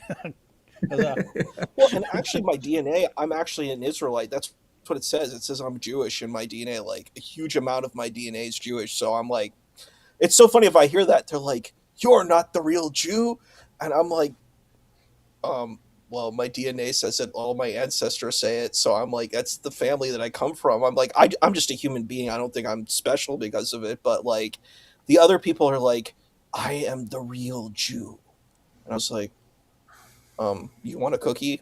Like, does that? Do you think I care? You know, like, but that's the thing. They go and they're like, they say the Native Americans are Jews, the Puerto Ricans. Puerto Ricans are Jews. you should just react to Hebrew Israelite videos, man. Sorry guys, I got to keep taking bites of this cake. It's not because I care Sorry, about the sorry. cake. It's gonna melt a little No, bit. no. It's just it's melting and filling up the plate, and it's about to run all over the floor if I don't eat some of it. So I have to pour it in something or keep eating it as it's melting. But let's see. Issa going to convert to Christianity as the most epic birthday present for Dr. Wood. That would be a good idea. And I have to I'll say, be a Christian sympathizer. I'm a Christian sympathizer. So if he doesn't convert, it's going to be the worst birthday ever, and there's just no point in continuing. Just a question, but is it true that the devil pretended to be an angel to deceive Muhammad into creating Islam? Well, that would be one theory, right? That would make Very sense good- of a lot of very good theory. data. Yeah. Did Issa just get back from his Benedictine monk meeting? Is he really a secret Christian? Is Issa developing a habit? I'm just asking questions. These are all important questions. I did fencing this morning, and then I had put my hoodie on, and because it was like because I was working out, and it's just like, yeah, this is where I'm at now. So, been going on it's nonstop. Interesting. Fencing. Okay. Yeah, it's a part of my program. It's called Swordplay for the Actor, and I'm playing again Inigo Montoya. It's definitely your inner jihadi is coming out. Yeah, that's what's You messed up. killed my father. Prepare to die. He's just taking these classes, but he's like, hey, this sword work's really fun. I'm starting to get it, man. It's too late for that, Issa. People use guns now, it's man. super fun to act like when you learn with a partner about how to do stuff, and you look really cool, and you learn like flashy techniques, and you actually look like you're really awesome. It's sort of like, do you know Steven Seagal from the 90s? Are He you looked like the kidding? most amazing martial artist of all time because all the people he worked with did the thing with him. So they looked like they were flying in the sky because they were doing it. They were a part of the act, you know what I Yep. mean? Yep. It wasn't actually like he was defeating these people, you know? No, I know. I was saying that. I was saying back then. I was like, look, if you make the movie called Marked for Death, starring David Wood, and I get to choreograph everything, you're gonna look at me and think I'm the baddest dude who's ever walked the planet. Even though, what the heck do I know? That's how it is. Exactly. You got Let's see. Happy birthday. Hope you have another epic year. I intend to. Hi, Jai. We got hi, Jai there. Hello. I'm calling him Mahomo now. Happy birthday, David. Well, some people like to dress up in women's clothes, but that doesn't make them gay. Now, being with Al Zut, that's a different story. Jai, I'm going to call your boss and get you fired. Oh, did you hear that last time, Jai? Yeah, I was watching the stream. Yeah. He's like, yeah, someone gonna get Jai and DOC fired. Like, they work for me. Oh, I'm calling her boss. That's me. I hired them, man. It's like stupid. He's so stupid. Yeah. And Muhammad responded, why should I feel shy around Umar, the guy who spies on the ladies when they go to relieve themselves? He likes weird stuff. That's a good point. That's relevant for a video. Because guys, we put this out in the live stream now. We're going to be making videos on this, guys. Yeah. Going to be making videos on this. This moped was made for dragging. That's true. No, like you pointed out about that senator's husband there. That's also that's a good one to kind of throw some screenshots from today in there as well. Into those threads on X. Like, you guys think that's creepy? Well, this guy was doing it in the 7th century. Mm-hmm. Oh, shout out to Jack Ray for the channel memberships as well. Or maybe you could frame it like, what is he following the Sunnah? Is he following the Sunnah? Was he? Yeah. You remember when Ali Dawah said that about Ronaldo, because he would like bow down in a prostration position, and he was like, he's becoming a Muslim because like he's doing things that Muhammad he's practicing the Sunnah, and yeah, it was like, so basically, if you're doing anything that Muhammad has done, then you're practicing the Sunnah in some way. That's what Ali Dawah was suggesting. So it was a really clickbait title: "Is Ronaldo becoming a Muslim?" or something like that, and then the thumbnail was like him prostrating. So maybe this guy is becoming a Muslim. So Allah's prophet was a drag queen. What a bummer. That is pretty sad. At first, these stories seem outrageous, random, nonsensical, and disturbing. You ask yourself, who the heck does that? Then you see the Dawah crew. Yeah. Good point. All Very good makes point. sense. But not a real green dress. That's cruel if you know you know. I don't know. I don't know what that means. But not a real green dress. Not sure. I am convinced autogynephilia is relevant to this. It could be. Hey, Mrs. Friendly Ex-Muslim. The whole Mert thing reminds me of the hadith about Aisha saying a woman's skin was as green as her clothes. She was wearing a Mert too, most likely. That's it. Yeah, I'm wondering. You might want to check that out in Arabic and see if see what it see what it is for clothes there. I don't know if it's just like a general word, clothes, or if it means something specific. Let's see. You want to look it up? It's Sahih Bukhari Yeah. 5825. Sahih Bukhari 5825. Yeah, That's a got good it. question. She was wearing a Mert too, but it says thing. It says I think it says her scarf, Oh, and it's then it just says her clothes. Thobiha, her thobe. Her thab. Mm-hmm. Yeah, but you could argue that a mert is a Mert is a thab. Yeah, A thab's more just thab's like our word, just means garment, right? Which could mean all kinds of garments and stuff like that. So yeah, it might be if Mert is thought of as specifically green. And also, it's like who narrated it? It was Ikrimah. So it could be also like a guy who's narrating it. He might not pay attention to detail, like with like what type of dress it is or something like that. He's just like, oh, it's like, I don't know, it's a dress. But if you ask a woman, they're like, oh, it's this, they're this, or this. Like they're very detailed on the type of like clothing or whatever, right? So Muhammad just didn't want Uthman to put ketchup on the mert. ooh, okay. Muhammad definitely didn't own a doghouse. Someone said her house when it said thobe. I mean, her house is green. Oh yeah. Deuteronomy 21:10-14, marrying the prisoner of war. Hey, Contrast there's with the Quran. AP's in the chat. AP's What in the chat. the heck is AP doing there? Talking trash. YouTube won't let me quote Lola by the Kinks, but with Momo. So use your imagination, I guess. That would work. Met them in a club down in Old Soho where they drink champagne and it tastes just like Coca-Cola. C-O-L-A cola. All right. And when it gets to his name was Momo. M-O-M-O Momo. That would actually work, man. We could do the entire song and rewrite it. Actually, Nice. AP happens to be good at that sort of thing. There you go. When someone does something really embarrassing from now on, say, that merts, like Muhammad and Aisha's dress. Nice. Mo, the pervert in a mert. Pervert in a mert. Dirt on the mert. Flirt in the desert. People waxing poetic. I Googled mert clothes and Answering Islam has a pic. Answering Islam, really? I didn't see that. It's not known for their pictures. That's interesting, though. Mo, the village moped. Everyone got a ride. Very rude and Islamophobic. Dios te bendiga y feliz cumpleaños, David Segara. God bless you, and is it happy birthday? Probably. Ugh, now I keep seeing Muhammad's dress being blown up like Marilyn Monroe while the Al Zut whistles like a bunch of construction workers in my head. Yeah, there's no way to get those images out of your head. This puts a new meaning to Muhammad hijab. Because a hijab. I get it. Well, the mert's out and it's dangerous. We need a Muhammad Mert, like a parody account. Like, you know how we have like, Oh, yeah, you know how like Muhammad Mert. IP and like IP and Avery, they're doing like, and Sheikh Yabudi as well. Like they have like these different sheikhs. We need like Muhammad Mert. Muhammad Mert.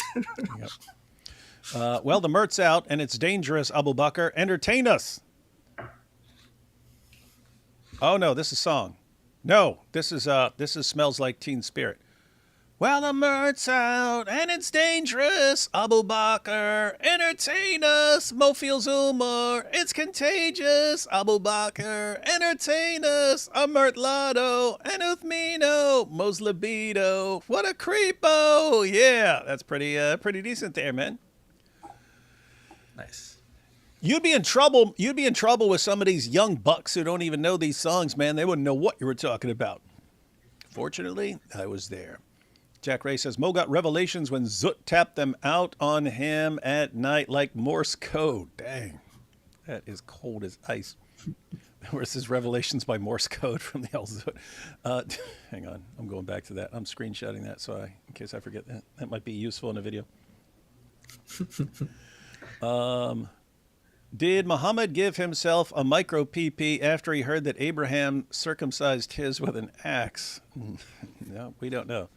Might have been born that way. Don't forget about Hadith Ibn a fool. I've been a fool. 5678. Mo said, hey, pass me your mert so I can clean up this skeet. Very disgusting, but accurate. Happy birthday. So then Aisha was complaining that the hurt wife's skin was greener than her mert. Yeah, that's what Jai looked it up. It is thawb, but yeah, that's the general word. So Yeah. Song by Cake. Mo was a man with a short mert and a long jacket. I don't know that song. Cake. Is that some new group? What was it? Yeah. Artists, Black Men of Al Zut. Song My Mert. Yeah.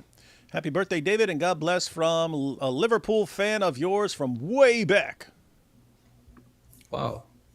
That's soccer, guys. British creators are... Wait, is that British? I can't see in the little tiny thing. I see the one... What is that?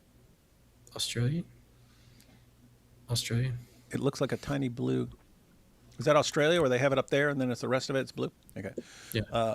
Australian creators are starting to get ready for countering Islam. Very exciting times, pivoting from Protestant, Eastern Orthodox, Roman Catholic polemics to anti-Islam. The other Paul is looking for help getting equipped on YouTube and X. That's good. And I never thought I'd hear about Muhammad doing drag. Well, you better get ready for it because you're going to be hearing about it all year long. All year long. Crazy, crazy, crazy times. I guess that's about it, guys. We wanted to cover that stuff. Yes, Oh, hey, covered. look. Look at AP. Murtad.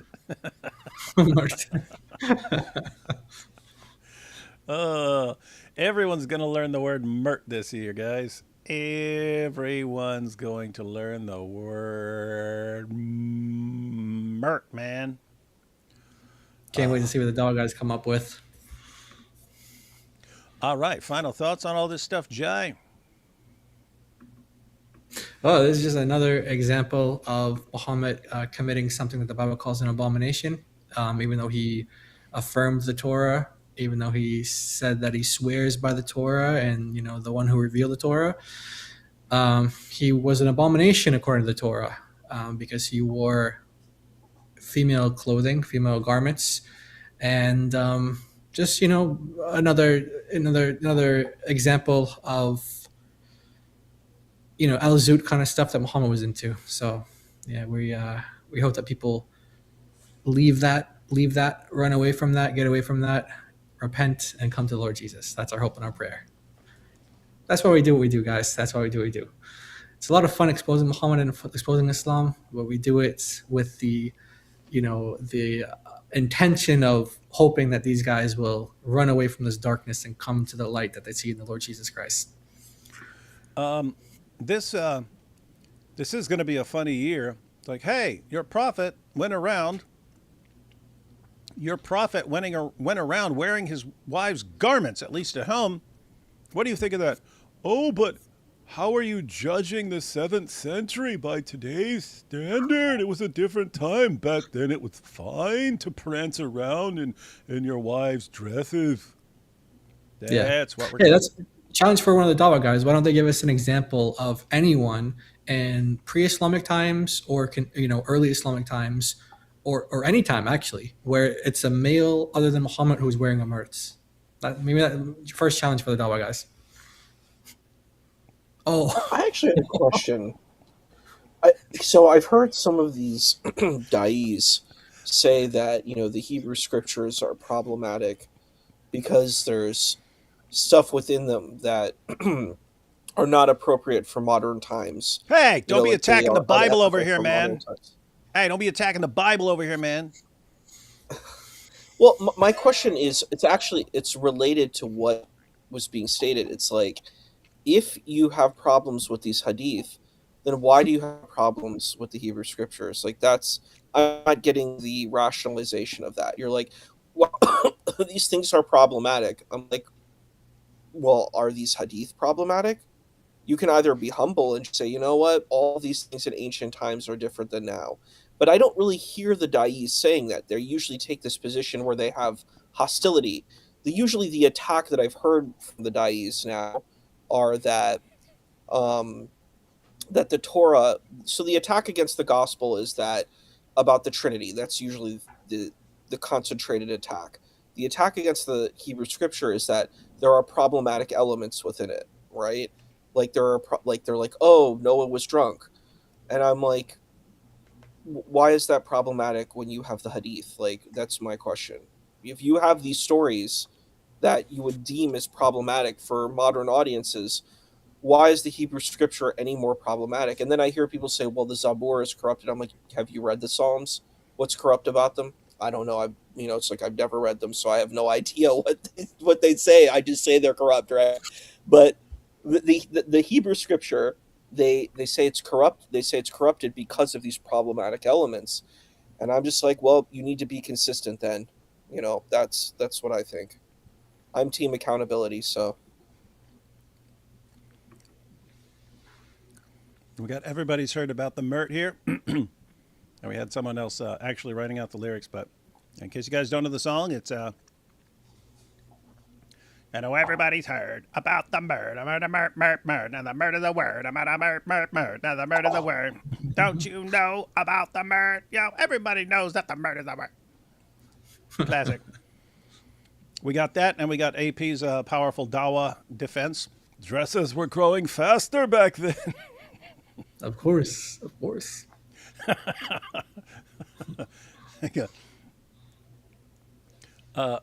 Jack Ray said, I'm glad you dragged out this topic. I'm going to steal that. Because, guys, we do need to make regular videos on this topic. But, yeah, some of these jokes will actually be, I'll steal them. And it's amazing that I'm in this maze. And yeah, dude. All right, guys.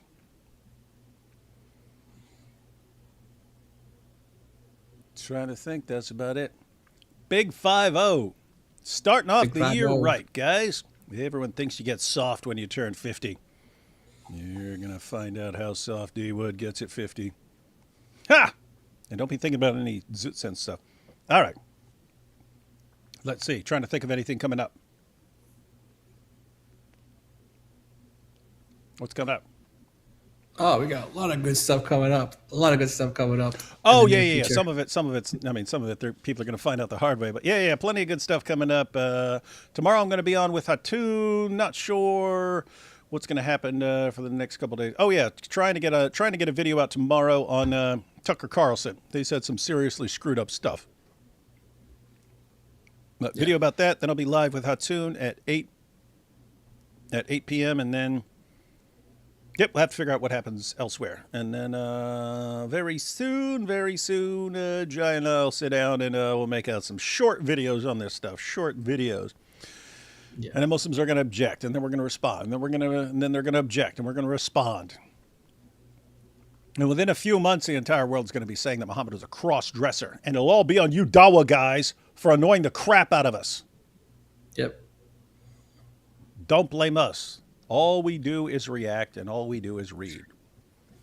Yeah, I also want this to be part of my contribution towards, because I'm not going to be like ripping up the Quran or anything like that. But I do want this to be part of my contribution to, defending our brothers and sisters who are being attacked in docks and things like that. So that's part of this is what I want to contribute to this. This is what we do. If every time they attack someone, like we start ripping up the Quran, they cross lines. But it's also okay. You're punching people in the face. There's all kinds of stuff we can popularize about your prophet, man. And some people got to learn the hard way, man.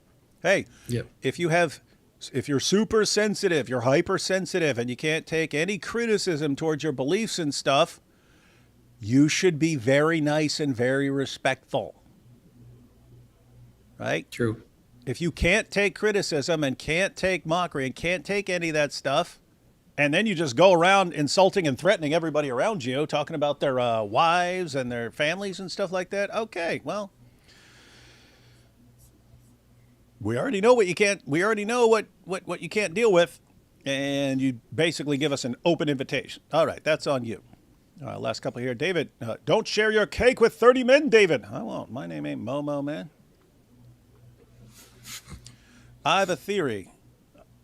Given Momo's treatment as a baby, wouldn't he be a small dude under 5 feet? It would make sense if he can fit into girls' clothes. Happy birthday, by the way, D Wood.